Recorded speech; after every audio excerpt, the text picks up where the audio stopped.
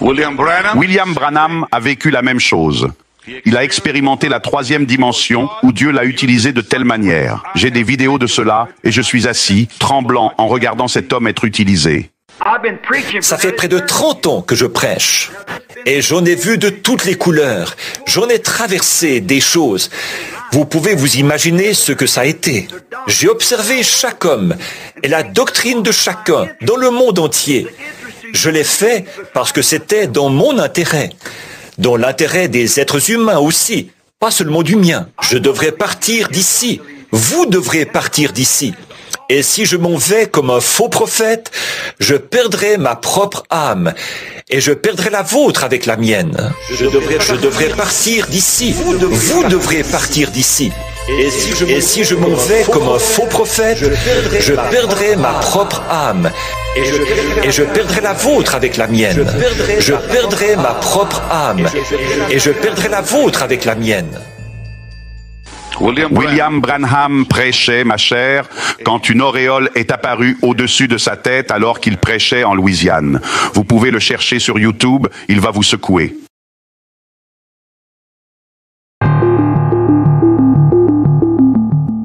Ce que Benny Hinn semble ignorer, c'est qu'il n'existe aucune vidéo prouvant l'événement entourant la fameuse photo de l'auréole au-dessus de la tête de William Branham.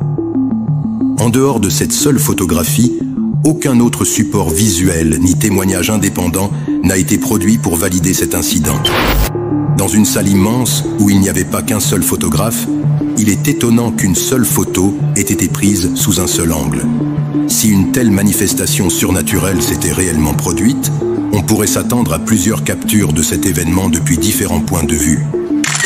Lorsqu'on considère l'attrait naturel des photographes pour le sensationnel et leur désir d'obtenir des clichés exclusifs d'événements aussi extraordinaires qu'une prétendue manifestation surnaturelle, il est surprenant qu'aucun autre photographe présent n'ait capturé cette scène d'une auréole autour de William Branham.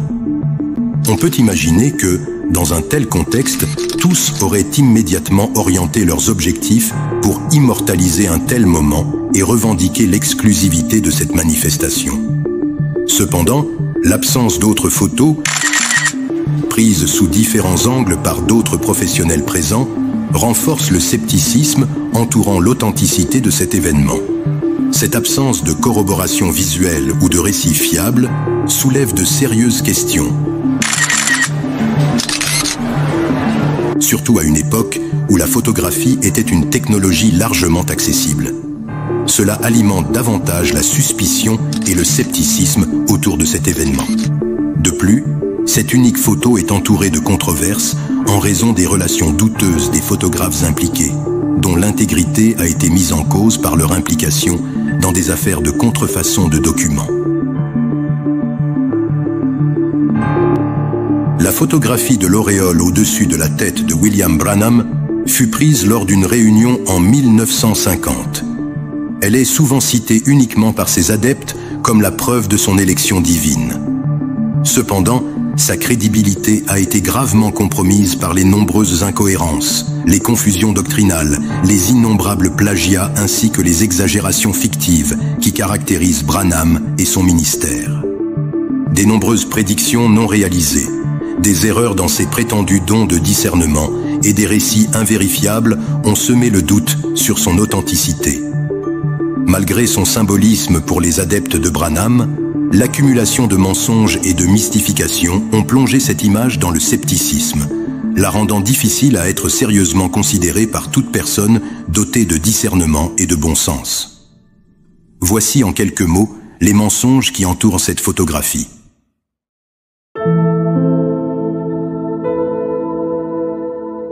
Le premier mensonge de William Branham en rapport avec cette photographie est celui où il affirme que toutes les photos prises lors de la réunion de Houston en 1950 sont restées vides, car semble-t-il, elles avaient été endommagées lors du développement en laboratoire, à l'exception de celle montrant l'auréole au-dessus de sa tête. Selon son récit, cette photo prétendument miraculeuse serait la seule à avoir été correctement développée, ce qui, aux yeux de ses adeptes, renforçait l'idée que sa supposée mission prophétique était d'origine divine. Puis, il est allé au Studio Douglas. Vous pouvez. Voici leur adresse et tout sur la photo.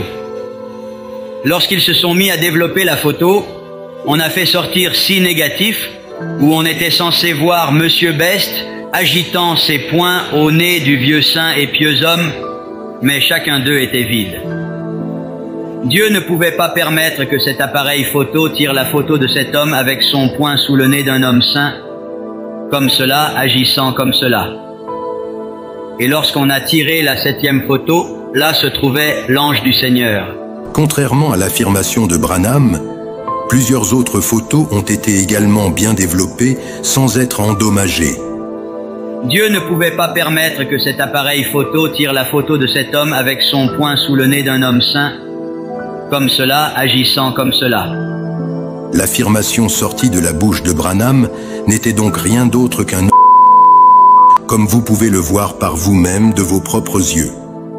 Chacune de ces photos présentement devant vos propres yeux demeure largement l'une des preuves les plus évidentes que les paroles sorties de la bouche de William Branham sont tout, sauf la vérité. Le deuxième mensonge de William Branham concernant la fameuse photographie avec l'auréole est lié à son affirmation selon laquelle cette photo serait exposée dans un musée d'art religieux à Washington, D.C. Et vous ne pouvez pas toucher cela, voyez, car c'est sous droit d'auteur, et on a cela à Washington, D.C. Et l'une d'elles est accrochée au musée des œuvres religieuses, à Washington, D.C., comme la première photo jamais prise d'un être surnaturel. Cependant, aucune preuve concrète ne corrobore l'existence de cette photo exposée sur le mur d'un musée ayant pour vocation d'exposer exclusivement les œuvres religieuses. Un tel musée n'existe pas. Branham a affirmé que cette photo avait une légitimité reconnue et était exposée à Washington, mais cette déclaration n'a pas été vérifiée par ses adeptes et se trouve être une fabrication visant à renforcer son statut prophétique et mystique à leurs yeux. Non.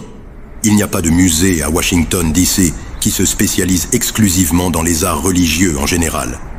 Cependant, certains musées de la ville exposent des œuvres ou des collections en rapport avec la religion ou des thèmes religieux dans le cadre de leurs expositions plus larges. Voici quelques musées à Washington, D.C. qui incluent des œuvres d'art religieux. Premier. Museum of the Bible.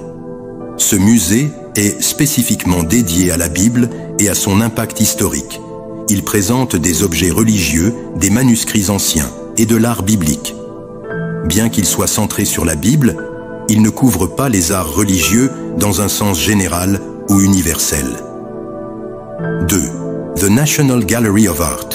Ce musée abrite des œuvres d'art, dont certaines à thème religieux, principalement dans la peinture de la Renaissance et de l'art chrétien européen. 3e. The Smithsonian Institution. Certains musées du Smithsonian, comme le Musée national d'histoire américaine et le Musée national d'art africain, incluent parfois des œuvres ou des objets liés à la religion dans le cadre de leur collection plus large. En ce qui concerne la ville de Washington, il n'existe aucun musée, ni dans le passé ni aujourd'hui, qui soit consacré exclusivement à l'art religieux dans un sens général. Bien que certains musées, comme le Museum of the Bible, présentent des œuvres et des objets religieux, ils ne se spécialisent pas dans tous les arts religieux, mais plutôt sur des aspects spécifiques, comme la Bible dans ce cas. Quant à la photographie de l'auréole au-dessus de la tête de William Branham, elle n'est exposée dans aucun musée connu à Washington, D.C. Il n'existe aucune preuve solide que cette photo soit présentée dans des institutions prestigieuses comme le Smithsonian Institution ou le Museum of the Bible.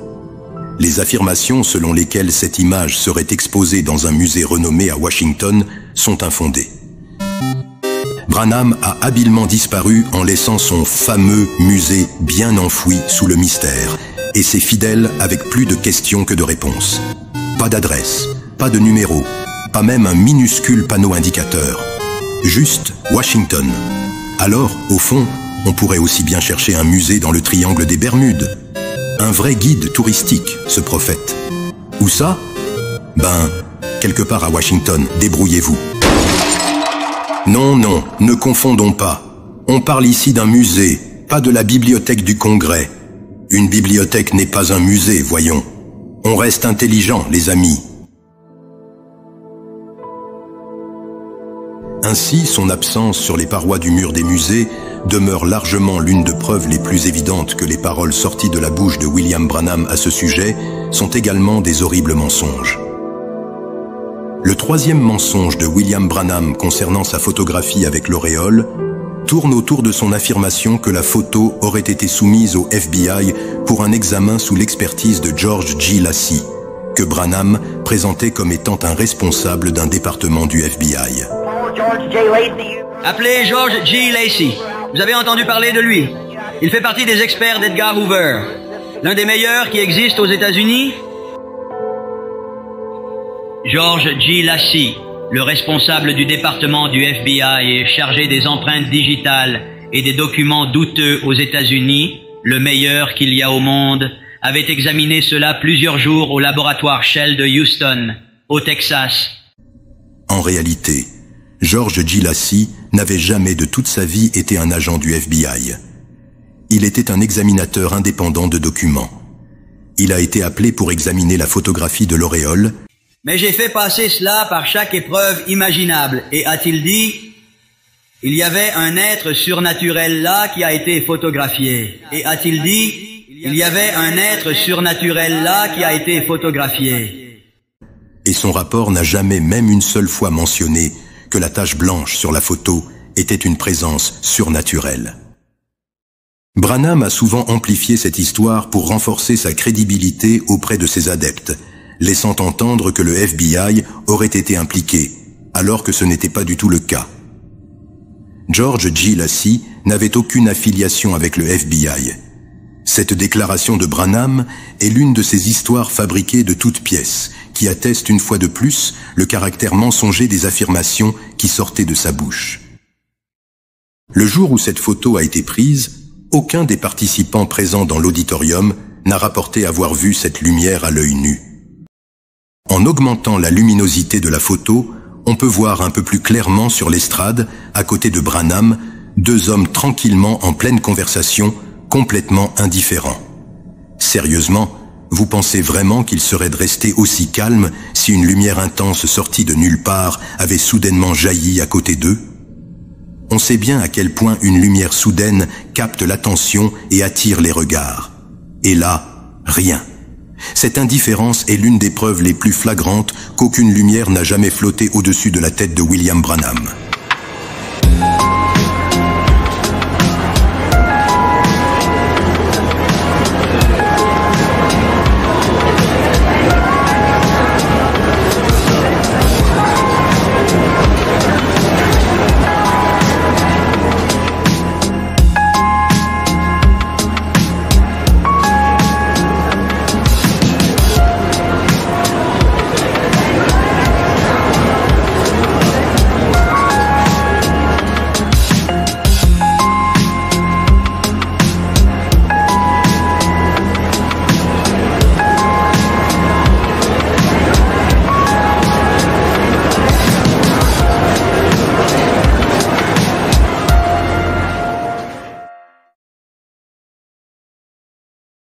Que cette lumière soit d'origine surnaturelle ou non, là n'est pas la question. Pour qu'une lumière soit capturée sur une photo avec un appareil argentique, elle doit être physique. Si elle est physique, elle devrait produire les effets observables d'une lumière réelle. Cette lumière sur la photo de Branham est pour le moins suspecte. Si c'était une véritable source lumineuse intense, on s'attendrait à voir des ombres projetées autour de lui, notamment sur son visage, son corps et le pupitre, ainsi que sur d'autres éléments de la scène. Or ici, on ne voit aucune ombre ni reflet crédible. De plus, cette lumière ne semble pas se diffuser naturellement sur son corps ou sur le décor environnant, comme le ferait une vraie lumière physique. En fait, la lumière semble isolée et artificielle, ce qui soulève des doutes quant à sa source. Si une lumière surnaturelle ou miraculeuse était apparue, on imaginerait qu'elle aurait capté l'attention et produit des effets de lumière plus prononcés, voire éblouissants. Pourtant, rien de tout cela n'est visible dans l'image. On dirait plutôt un défaut de pellicule ou une surimpression, ce qui donne à penser que cette lumière est tout sauf un phénomène mystérieux. Si cette lumière était authentique et aussi intense qu'elle prétend l'être, la partie de la tête de Branham la plus proche de la source lumineuse devrait être visiblement plus exposée. On s'attendrait à un effet de surexposition avec des reflets marqués sur le crâne ou le visage, rendant cette zone beaucoup plus lumineuse que le reste de l'image. Dans les photos avec une vraie source de lumière intense, l'effet de halo ou de diffusion illumine les parties en contact direct, créant des contrastes entre les zones exposées et celles dans l'ombre. Ici, cependant, rien de tel. L'éclairage est uniforme et ne donne pas l'impression d'une véritable intensité lumineuse près de la tête. C'est un signe évident que cette lumière n'interagit pas avec son environnement, renforçant l'hypothèse d'une anomalie photographique plutôt que d'un phénomène surnaturel. Si la lumière avait été aussi intense et réelle qu'elle le prétend, on s'attendrait à voir certains effets visuels bien spécifiques. Tout d'abord, la chevelure de Branham, particulièrement les zones les plus proches de la lumière, devrait apparaître légèrement translucide sous cette forte luminosité. Ce phénomène est courant dans la photographie et peut rendre les cheveux délavés ou légèrement décolorés sous une forte source lumineuse. Ensuite, les éléments métalliques, comme le micro et les supports, devraient refléter cette lumière en produisant de petits scintillements ou des points lumineux. Les objets métalliques captent et reflètent facilement les sources lumineuses, même modérées, ce qui aurait dû créer des éclats visibles, accentuant l'impression de lumière intense. Or, ici, ces éléments semblent figés et sans reflet particulier, ce qui est un autre indice que cette lumière pourrait n'être qu'un artefact photographique, sans véritable interaction physique avec l'environnement. Cela soulève des questions sur l'authenticité de cette prétendue manifestation surnaturelle attribuée à l'auréole. D'autant plus que l'on pourrait supposer que si une telle lumière divine apparaissait, elle serait visible à tous. De plus, n'ayant vu aucune lumière inhabituelle au travers de son objectif, le photographe a lui-même supposé que son appareil photo était défectué, ce qui laisse croire qu'il y avait un dysfonctionnement dans son appareil photo, étant donné que la lumière n'a été capturée que par l'appareil et non observée par des témoins présents. Mais la thèse plausible la plus répandue est celle de la lumière venant d'une ampoule accrochée sur les plafonds au-dessus de l'estrade. Des enquêtes approfondies sur l'intégrité des deux photographes ayant produit la fameuse photographie du halo de William Branham ont révélé des zones d'ombre, remettant en cause l'authenticité de cette image et alimentant le scepticisme. James Ayers, l'un des deux photographes du studio Douglas ayant pris la photo lors du débat de 1950 au Sam Houston Coliseum, était impliqué dans une affaire de contrefaçon de documents. Ayers, ainsi que son beau-frère et partenaire Theodore Kipperman, ont été pris en flagrant délit de falsification. James Ayers a été condamné pour ses actes et a tenté sans succès de faire appel en mars 1952. Kipperman a également été impliqué dans cette affaire judiciaire, ayant remis une lettre contrefaite à Madame O.W. Tidwell. Le fait que ces photographes soient des criminels condamnés pour contrefaçon a conduit à un rejet général de la crédibilité de cette photographie, dissuadant de nombreuses personnes d'examiner plus en détail la question. Cette révélation a contribué à discréditer la légitimité de l'image pour toute personne qui prend connaissance de ce détail obscur. Il donnait des détails sur les gens. Je veux dire des détails. William Branham est son nom. Il n'y a pas longtemps, vous avez lu dans le journal l'article sur le petit Donnie Morton qui a été guéri là-bas en Californie. Le Reader's Digest l'a publié dans toutes les langues qui existent sous le ciel, partout, au sujet de ce miracle. Les frères Mayo l'avaient abandonné. Les cliniques John Hopkins l'avaient abandonné. Le petit ami est venu à l'estrade et 2700 personnes se tenaient dans la ligne de prière. On tenait la réunion dans l'Assemblée de Dieu à Costa Mesa, en Californie. Et quand le petit ami est passé dans la ligne de prière, le livre, le Reader's Digest, a publié un article là-dessus. Ils ont déclaré, l'évangéliste n'a pas posé de questions. Il l'a regardé en face et a dit, eh bien, beaucoup d'entre vous ont lu cela. Et vous connaissez cet article? Et l'article disait, eh bien, il a regardé, l'évangéliste a regardé l'enfant en face. Et il n'a posé aucune question. Mais il a dit, vous venez du Canada. Vous avez amené l'enfant chez les Mayo, chez les John Hopkins. L'enfant a une maladie rare de sang, une maladie de cerveau. Il n'y a pas de remède pour cela. Et le père s'est mis à pleurer. Il a dit, vous êtes passé, vous avez effectué une partie du voyage en traîneau. Et ensuite, vous êtes allé jusqu'à ce lieu. Et alors, pour monter à bord d'un avion, vous et votre femme, vous vous êtes aperçus que vous n'aviez même pas assez d'argent pour que vous deux, vous veniez par bus. Et c'est une maison d'aide aux voyageurs qui vous a donc aidé. Et l'homme a failli s'évanouir. Et le Saint-Esprit a prononcé l'Ainsi dit le Seigneur. Et l'enfant fut guéri. Et le Saint-Esprit a prononcé l'Ainsi dit le Seigneur. Et l'enfant fut guéri. Comme dans bon nombre des récits palpitants de William Branham, ces histoires sont incroyablement convaincantes, tant que vous les écoutez sur bande ou les lisez dans ces brochures. Mais dès que vous essayez de les confronter à la réalité, c'est un peu comme découvrir que votre grand magicien de quartier ne fait en fait que sortir des lapins d'un chapeau trafiqué. On réalise vite la supercherie. Tout paraît miraculeux, jusqu'au moment où l'on gratte la surface et que la vérité, aussi fade qu'une illusion de fête foraine, se révèle.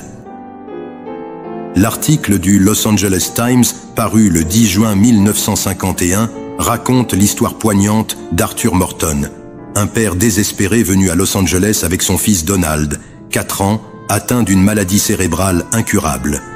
Après avoir épuisé toutes les options médicales, y compris des consultations avec des spécialistes et une visite à la clinique Mayo, Arthur refuse d'abandonner l'espoir de voir son fils guérir. Le père et son enfant se rendent finalement à une tente de prière à Costa Mesa, dans l'espoir d'un miracle grâce au révérend William Branham. Arthur, plein d'un espoir inébranlable, exprime son désir de ne pas abandonner, croyant que si Dieu pouvait guérir, il pourrait aussi sauver son fils. Branham raconte que, lorsqu'il a vu Donnie dans la ligne de prière à Costa Mesa, il a immédiatement su que l'enfant venait du Canada et connaissait les détails de son voyage grâce à une révélation divine. Eh bien, beaucoup d'entre vous ont lu cela. Et vous connaissez cet article. Et l'article disait, eh bien, l'évangéliste a regardé l'enfant en face. Et il n'a posé aucune question. Mais il a dit, vous venez du Canada. Vous avez amené l'enfant chez les Mayo, chez les John Hopkins. L'enfant a une maladie rare de sang, une maladie de cerveau. Il n'y a pas de remède pour cela. Et le père s'est mis à pleurer. Après avoir parlé avec le père de l'enfant, Branham déclare que le Saint-Esprit a proclamé la guérison de Donnie, de surcroît avec le sceau de l'Ainsi dit le Seigneur. Et le Saint-Esprit a prononcé l'Ainsi dit le Seigneur. Et l'enfant fut guéri. Dans ce récit, la version proposée dans les brochures et bandes de William Branham dépeint une guérison miraculeuse qui aurait eu lieu après une déclaration prophétique sur scène. Branham et son équipe de campagne auraient alors utilisé ce témoignage pour imprimer et publier plusieurs articles dans leur propre magazine destinés à promouvoir l'image d'un guérisseur infaillible. Ce magazine, contrôlé directement par Branham et son entourage, servait à diffuser des récits embellis ou inventés, permettant de renforcer la perception de ces dons de guérison miraculeuse en l'absence de preuves médicales ou d'attestations extérieures. L'issue réelle de l'histoire de Donnie Morton, malheureusement décédé malgré toutes les tentatives de guérison, contraste fortement avec ces récits. 4 mois après que William Branham a déclaré sur scène que Donnie Morton était guéri, l'enfant a succombé à la même maladie cérébrale.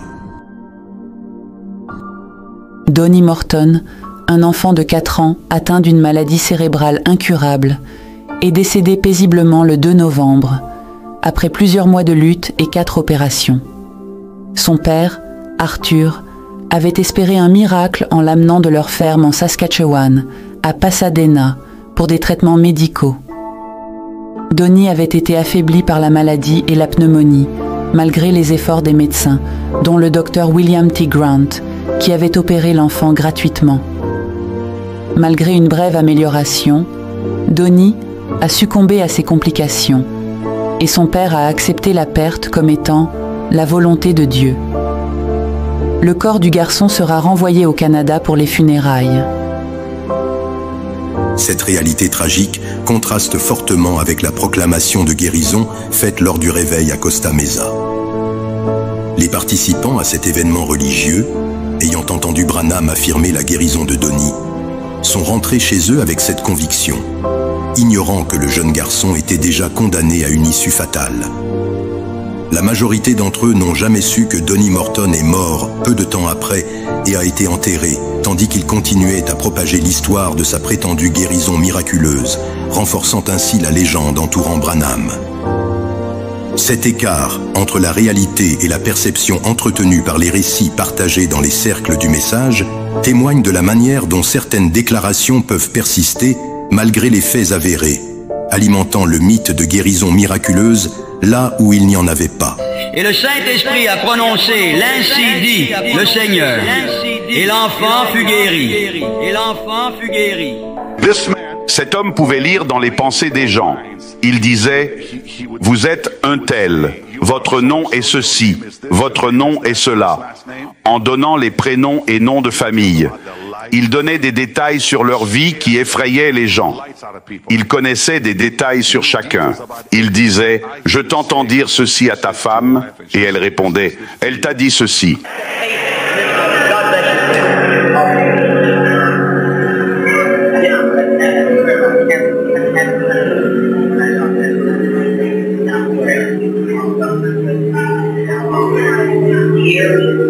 M'entendez-vous? Prions maintenant.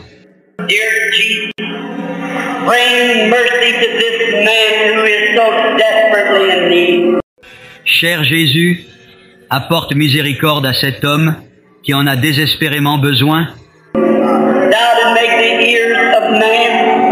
Tu as fait les oreilles de l'homme.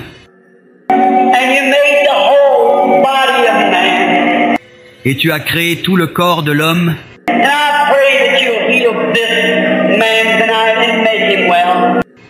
Et je prie pour que tu guérisses cet homme ce soir et guéris-le.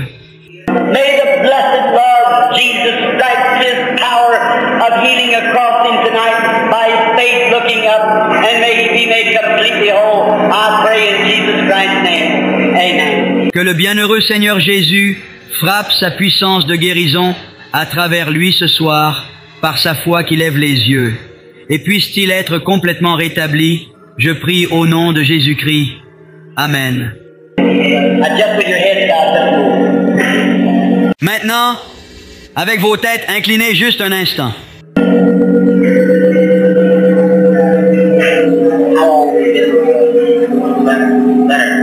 Combien de temps as-tu été comme ça? Tu m'entends maintenant?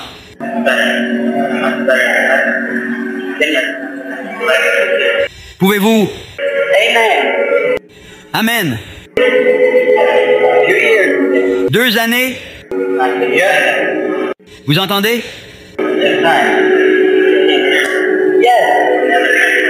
Oui. Amen. Il peut t'entendre maintenant. Disons, louez le Seigneur.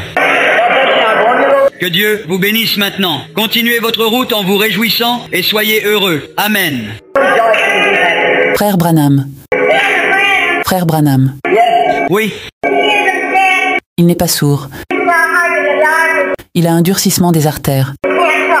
Il ne peut pas parler. Vous ne pouvez pas parler? Eh bien, il est sûr qu'il fait du bon travail maintenant. Il y a beaucoup de mots qu'il ne peut pas dire. Il peut dire quelques mots, mais il ne peut pas dire tous les mots. Il est... Laissez-moi le voir juste un instant. Il ne peut pas prononcer tous les mots. Je pensais que c'était son audition. Non, ce n'est pas le cas. C'est son audition, en fait. C'était son ouïe. Et c'est son discours. Dis, je. Amour. Amour. Amour. Amour. Jésus. Jésus. Bien sûr, vous pouvez le dire. Dire merci. Merci. C'est fini maintenant. Tu peux y aller en te réjouissant. Vous avez bien suivi ce qui vient de se passer sur l'estrade. L'avez-vous compris? On reviendra là-dessus dans un instant pour analyser chaque détail et mieux comprendre la scène. Après qu'une personne soit montée sur l'estrade lors des réunions de William Branham, il prétendait recevoir des révélations d'un ange, lui permettant d'énoncer des détails précis sur cette personne, sans qu'elle ait à les mentionner. Branham qualifiait cette capacité de don de discernement des pensées, ce qui, selon ses adeptes, témoignait de son pouvoir surnaturel doté d'une exactitude infaillible. Cependant, une analyse plus rigoureuse de certaines transcriptions de ses sermons ou de ses réunions montre que cette capacité n'était pas aussi précise ou miraculeuse que ses partisans le prétendaient. Dans l'extrait sonore du sermon intitulé « Avoir soif pour la vie », 57-06-13, William Branham déploie son fameux don de discernement lors d'une ligne de prière. Un homme se présente pour une guérison, et Branham, avec l'aide de son ange, commence par ce qu'il présente comme un diagnostic surnaturel infaillible, affirmant de manière ferme que cet homme souffre de surdité.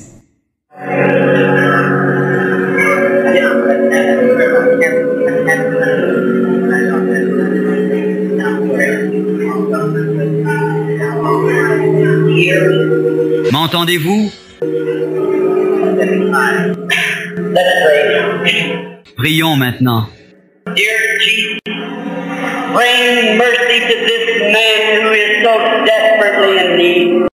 Cher Jésus, apporte miséricorde à cet homme qui en a désespérément besoin. Tu as fait les oreilles de l'homme. Il vient clairement de faire mention des oreilles de cet homme, selon la révélation exacte inspirée par sa colonne de feu. Et tu as créé tout le corps de l'homme.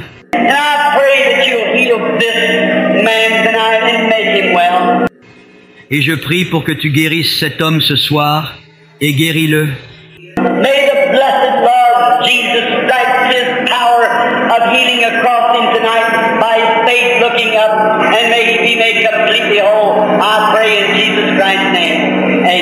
Que le bienheureux Seigneur Jésus frappe sa puissance de guérison à travers lui ce soir, par sa foi qui lève les yeux. Et puisse-t-il être complètement rétabli, je prie au nom de Jésus-Christ. Amen. Maintenant, avec vos têtes inclinées juste un instant. Convaincu d'avoir posé un diagnostic exact avec l'aide de son ange, William Branham vient de prier pour l'homme et voudrait ensuite s'assurer que celui-ci est bien guéri de sa surdité.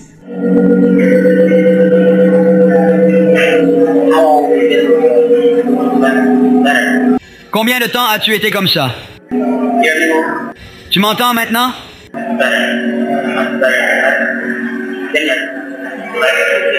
Pouvez-vous? Amen. 2 années? Vous entendez? Oui. Amen. Il peut t'entendre maintenant. Disons, louez le Seigneur. Que Dieu vous bénisse maintenant. Continuez votre route en vous réjouissant et soyez heureux. Amen. Alors que William Branham est en pleine jubilation, convaincu d'avoir résolu le problème de l'homme grâce à son infaillible don de discernement, un cri inattendu surgit de nulle part. Une femme interrompt brusquement la célébration du prophète, ramenant une dose d'imprévu dans l'atmosphère triomphante. Frère Branham. Frère Branham. Oui. Il n'est pas sourd. Il a un durcissement des artères. Il ne peut pas parler. Vous ne pouvez pas parler? Ah, il me semble que l'heure est maintenant venue aux questions, en lieu et place du discernement. Eh bien, il est sûr qu'il fait du bon travail maintenant. Donc le premier travail qui vient d'être fait n'était pas bon? Il y a beaucoup de mots qu'il ne peut pas dire. Et voilà, la fameuse colonne de feu et son prophète infaillible viennent de se prendre un sacré virage à 180 degrés. Après un diagnostic surnaturel bien à côté de la plaque, c'est maintenant à l'accompagnatrice du malade, une simple femme, d'éclairer Branham et son ange. Pas de panique, la colonne de feu et son prophète vont rester bien tranquilles, en attendant gentiment que la dame leur explique ce qu'ils auraient dû discerner dès le départ. Il peut dire quelques mots, mais il ne peut pas dire tous les mots. Il est... Laissez-moi le voir juste un instant. Ah, il veut maintenant bien vérifier lui-même en mettant cette fois de côté le fameux don qui semble l'avoir gentiment induit en erreur. Laissez-moi le voir juste un instant. Il ne peut pas prononcer tous les mots. Je pensais que c'était son audition. Ah bon, il pensait? Ce n'était donc pas un discernement par l'esprit? Je pensais que c'était son audition. Non, ce n'est pas le cas. Non, ce n'est pas le cas. Le prophète, malgré ce joli raté, ne peut tout de même pas perdre la face devant son public. Alors, qu'est-ce qu'il fait? Il accepte malgré lui la correction de la femme, mais pas sans y glisser un petit « je vous l'avais bien dit ». Et oui, il continue de défendre son diagnostic, même s'il sait très bien qu'il a fait un faux pas. Après tout, pourquoi ne pas sauver les meubles avec un peu d'obstination prophétique? C'est son audition, en fait. C'était son ouïe. Et c'est son discours. Ah, il a tout de même fini par admettre que le problème était au niveau du discours. Un détail que son fameux don de discernement semblait totalement incapable de capter à l'avance. Branham, fidèle à son style, fait répéter à l'homme des mots tout simples, comme « je » et « amour ». Pourtant, la femme l'avait clairement prévenu que le problème était avec des mots plus complexes. Mais bon, le prophète semblait plus à l'aise avec ses petits exercices de maternelle, sans se soucier des vrais défis que l'homme devait relever. Dis, je. Amour. Amour. Amour. Amour. Jésus. Jésus. Bien sûr, vous pouvez le dire. Dire merci. Merci. C'est fini maintenant. Tu peux y aller en te réjouissant. Ah! On dirait bien que l'homme est reparti de l'estrade exactement comme il y est monté. Rien de changé, sauf peut-être un peu plus confus. Dans cette séquence, où la femme corrige à la fois le prophète, sa fameuse colonne de feu, ce passage gênant a été carrément supprimé de la brochure. Ici, dans la brochure, les dirigeants de la secte ont élagué la suite des propos de la femme, où Branham et sa colonne de feu reçoivent une correction en public venant de la femme. S'il n'avait été supprimé, ce passage aurait normalement apparu entre ces deux mots. La correction devait se trouver là. Ce passage est encore présent dans les vieilles versions audio en anglais et n'a jamais été traduite en d'autres langues, limitant ainsi l'accès des adeptes à des informations cruciales. Cette censure a pour but de maintenir l'illusion d'infaillibilité, car ils craignent que les membres endoctrinés ne finissent par découvrir la supercherie. Une telle révélation pourrait mener à une prise de conscience et à la libération de cette prison religieuse qui n'est rien d'autre qu'une secte pernicieuse et manipulatrice. La puissance de Dieu était si forte sur lui qu'un homme s'est approché de lui et a dit « J'ai un cancer », mais il mentait.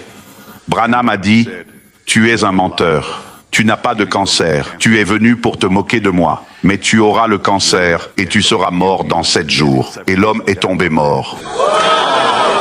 J'ai dit « Tu ne mens pas à l'homme de Dieu, tu vas tomber mort. Cette onction fait peur. » Ce que Benny Hinn ne sait probablement pas, c'est que la version de l'histoire qu'il vient de raconter n'est qu'une parmi les nombreuses variations contradictoires que Branham lui-même a données à propos de l'homme de Windsor.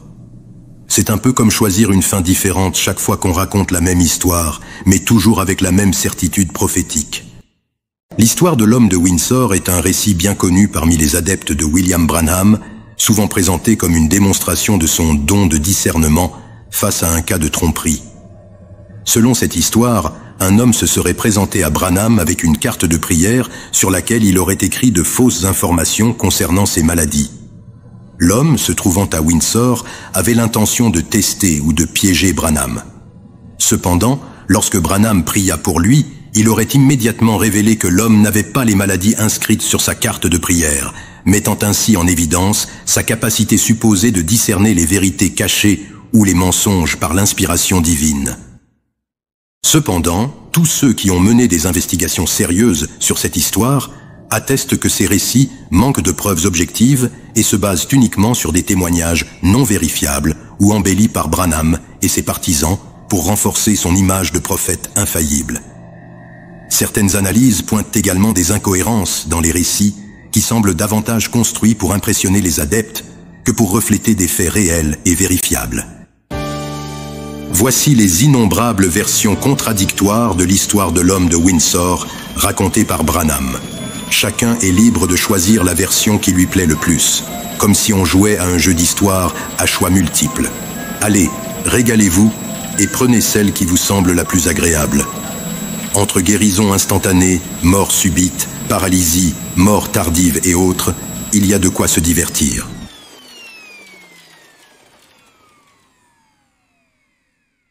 J'espère que vous vous souvenez bien de la version façon Benny Hinn, celle où l'homme meurt directement sur l'estrade, la grande finale dramatique publiée par Branham dans The Voice of Healing en 1950. Bref, gardons bien en tête que l'homme était mort à l'instant, directement sur l'estrade, devant Branham lui-même.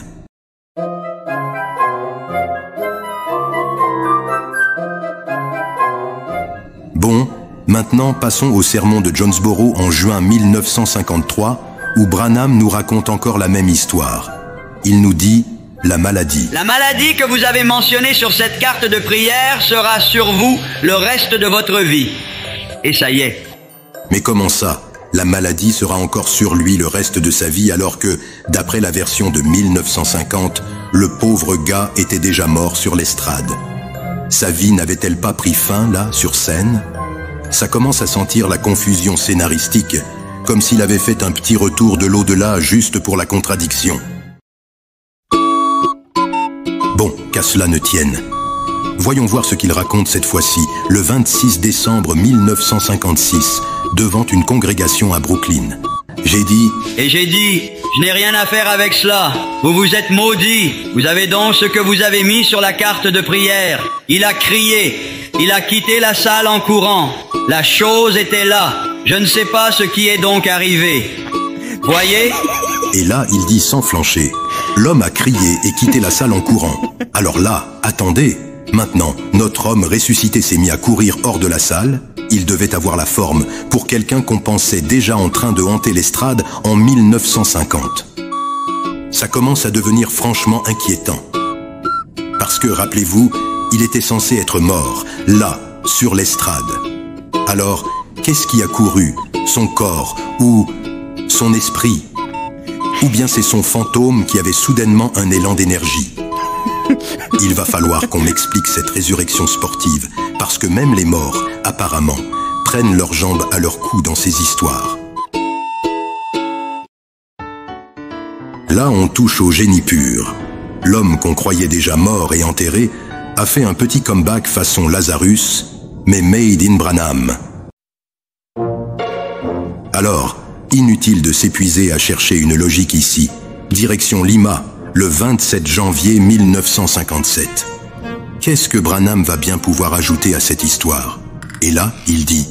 Et j'ai dit, ce que vous avez mentionné sur votre carte de prière, la tuberculose et tout le reste, est sur vous maintenant. Cet homme est mort environ une année plus tard. S'il vous plaît, accordez-moi un petit moment pour réfléchir à tout ceci. L'homme est mort une année plus tard.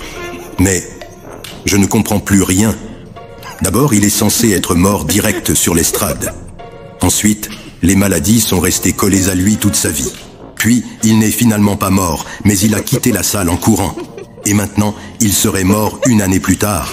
Franchement, là, je deviens fou. À ce rythme, je vais finir par me demander s'il n'est pas en train de ressusciter quelque part pour qu'on puisse continuer cette histoire. Ceci est un vrai chef-d'œuvre de résurrection progressive. Un mort qui a survécu à sa mort, couru un sprint et a attendu une petite année avant de se décider à vraiment mourir définitivement. Il y en a qui font des allers-retours entre la vie et la mort, mais celui-là a poussé le concept au niveau artistique. Sacré Branham, mais qu'est-ce qu'il va encore nous sortir la même année sur ce pauvre homme? J'espère que certains d'entre vous ont déjà choisi leur version préférée, parce qu'on est clairement dans une saga à rebondissement. direction Chicago, le 30 juin 1957. Et là, Branham annonce fièrement, j'ai dit, les choses que vous avez écrites sur votre carte, vous les avez, et le cancer et la tuberculose. Et il s'est écroulé sur l'estrade. Mais la dernière fois que j'ai eu de ces nouvelles, je n'ai plus jamais eu de ces nouvelles. Juste une lettre qui venait d'une certaine personne disant qu'il était dans un état critique. Ah, l'histoire de cet homme devient plus épique à chaque version. Imaginez le tableau. Épisode 1, l'homme s'écroule. Fin de l'histoire. Rideau. On nous annonce qu'il est caput, mort sur l'estrade. Épisode 2. Attendez. Non, finalement, il n'est pas mort. Au contraire, il part en courant. Oui, en courant. Un vrai miracle marathonien. Épisode 3. Plus tard, silence radio. Branham reçoit une lettre d'un cousin du frère du voisin qui dit que l'homme est dans un état critique. Donc, il est encore vivant? C'est du suspense ou une mauvaise blague? Alors quoi? Il est mort, mais il n'est pas mort, mais il est critique, mais il court. Un vrai thriller. On dirait presque qu'il est devenu une légende urbaine. L'homme de l'estrade, tantôt vivant, tantôt mort, toujours en fuite. Franchement, avec tout ça, même Hercule Poirot abandonnerait l'enquête. Ah, sacré Branham, le grand messager du 7e âge qui nous tient en haleine avec chaque nouvelle version de l'histoire. Alors, là, on se retrouve en mars 1958, en pleine réunion à Middletown, Ohio, et c'est reparti pour un tour. J'imagine la scène. Branham se tient devant la foule, tout sérieux. Il commence avec son fameux « j'ai dit ». Mais qu'est-ce qu'il va encore nous sortir cette fois-ci? Avec Branham, c'est comme si chaque nouvelle version était un épisode dans un feuilleton dramatique. On se demande tous, quel tour de magie va-t-il encore nous faire cette fois-ci? Cet homme est vite tombé là. Alors il a dit, que Dieu soit miséricordieux, frère Branham, c'est la vérité. On l'a fait sortir, paralysé, et il est toujours paralysé. Ah, alors là, c'est un sacré mystère médical et spirituel. Ce pauvre homme est passé par toutes les étapes possibles de l'existence, sans vraiment en quitter une seule. D'abord, il était tombé raide sur l'estrade, boum, game over. Pas du tout. Il aurait aussi quitté la salle en courant. Peut-être qu'il avait juste un train à attraper. Ensuite, il était mort une année plus tard. Enfin, c'est ce qu'on croyait.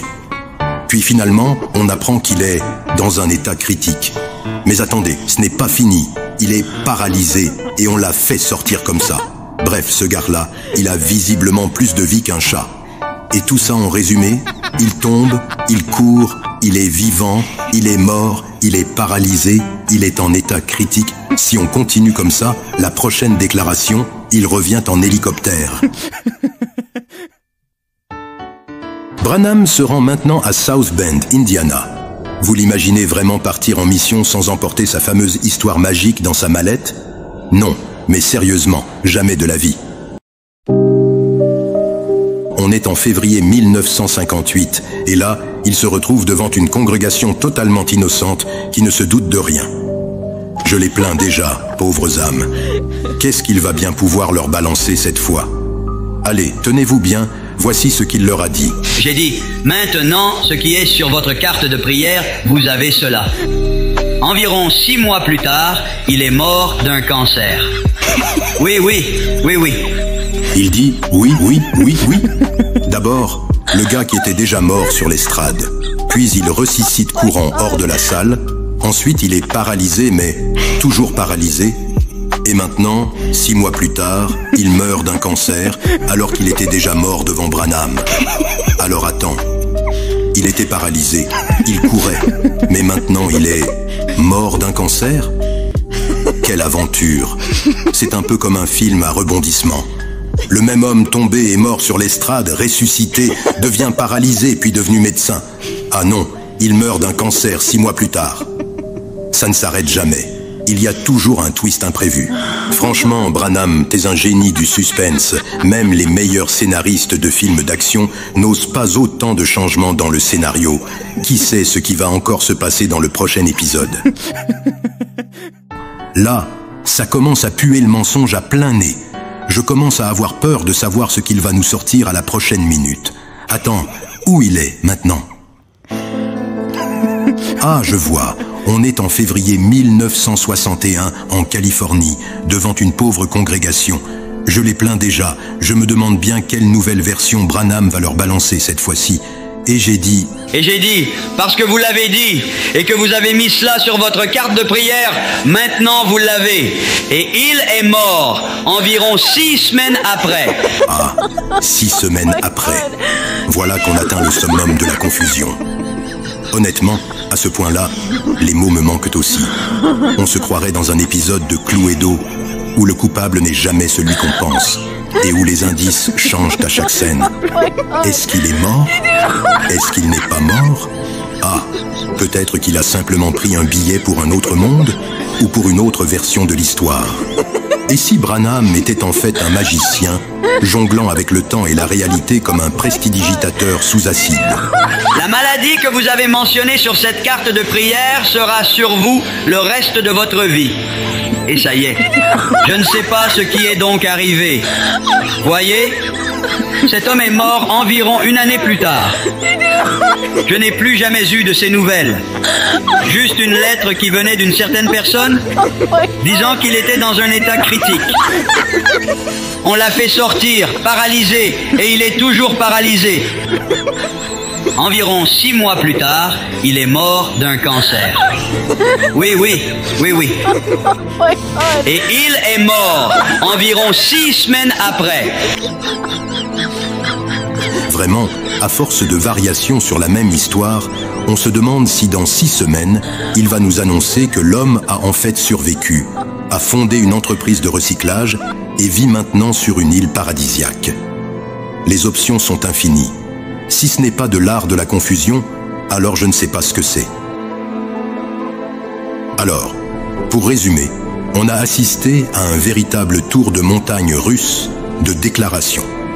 À chaque nouveau discours, on se demande si Branham est en train de raconter l'histoire de sa vie, une scène coupée d'un film de comédie, ou s'il s'entraîne pour le prix du meilleur scénariste de l'incohérence.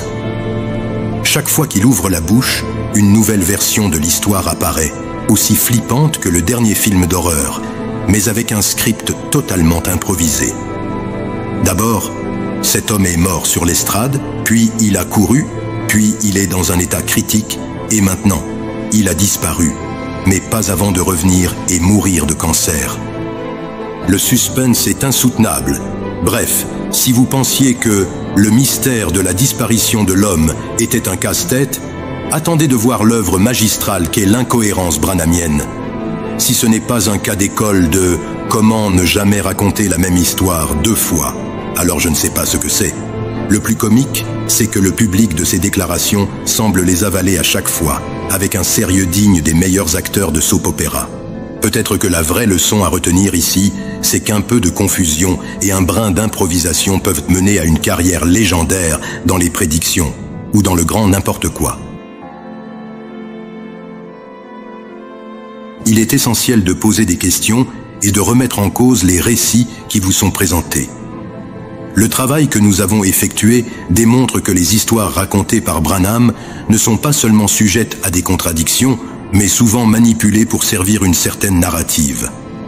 L'exercice d'une foi aveugle, sans examen critique, peut vous maintenir dans une prison spirituelle. Prenez donc le temps de confronter les faits, de rechercher la vérité par vous-même, et n'ayez pas peur de vous libérer des croyances qui vous limitent. Le chemin vers la liberté spirituelle passe par la connaissance et la lucidité, non par la soumission aveugle à des dogmes ou à des figures qui se disent infaillibles. Je devrais partir d'ici. Vous devrez partir d'ici. Et si je m'en vais comme un faux prophète, je perdrai ma propre âme et je perdrai la vôtre avec la mienne. Je devrais partir d'ici. Vous devrez partir d'ici. Et si je m'en vais comme un faux prophète, je perdrai ma propre âme et je perdrai la vôtre avec la mienne. Je perdrai ma propre âme et je perdrai la vôtre avec la mienne.